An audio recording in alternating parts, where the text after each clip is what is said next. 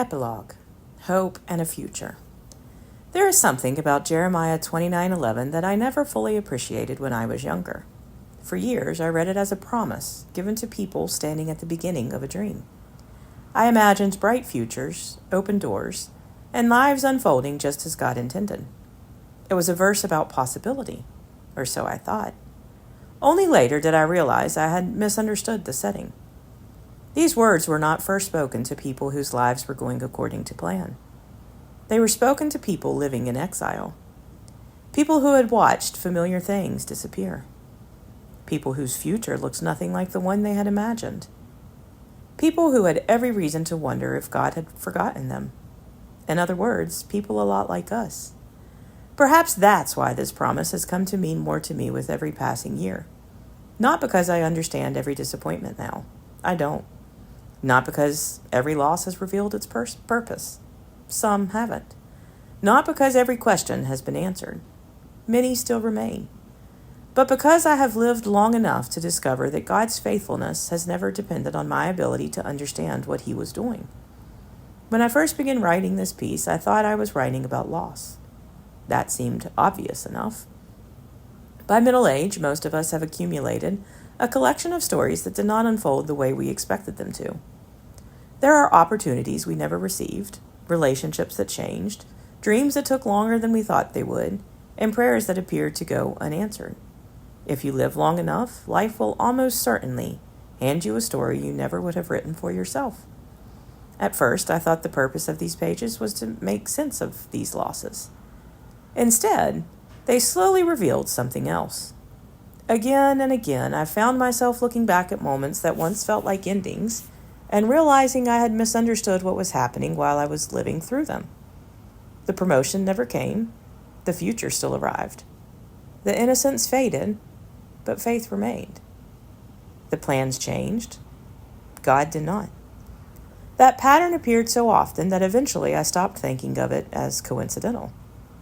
Somewhere, along the way, I realized that many of the things I had spent years grieving were not actually the point where my story ended. They were simply the point where my understanding ended and God's work continued. That is not the same thing. If I'm honest, there are still losses I would never have chosen. There are still chapters I wish had unfolded differently. Left to myself, I would have chosen a straighter road. I would have preferred fewer detours, clearer directions, and a timeline that looked much more like the one I had carefully planned when I was younger.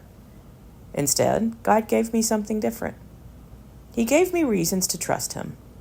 For years, I misunderstood hope. I thought hope meant expecting life to unfold the way I wanted. I thought it meant open doors, favorable outcomes, and carefully constructed plans coming together exactly as I had imagined. Life eventually cured me of that definition. Not all at once, one disappointment at a time, one closed door at a time, one unexpected turn at a time. What I discovered was that Christian hope is far sturdier than optimism. Optimism depends on circumstances. Hope depends on God. Optimism says things will probably work out. Hope says God remains faithful even when they don't. That distinction has quietly changed the way I read my own story. I no longer believe God's faithfulness is measured by how closely my life resembles the plans I made for it. I believe His faithfulness is measured by His presence in every chapter, including the ones I would never have chosen to write. Perhaps that's why Jeremiah's words have become so precious to me. They were never a promise that life would be easy. They were never a guarantee that God's people would understand every chapter while they were living it. They were a reminder that exile was not the end of the story. That disappointment was not the end of the story. That God's plans were still unfolding even when His people could not yet see them. Looking back now, I realize I have spent much of my life trying to read chapters that were never meant to stand alone.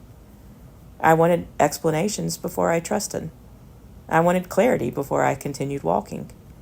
I wanted to know how the story ended before I agreed to turn the page.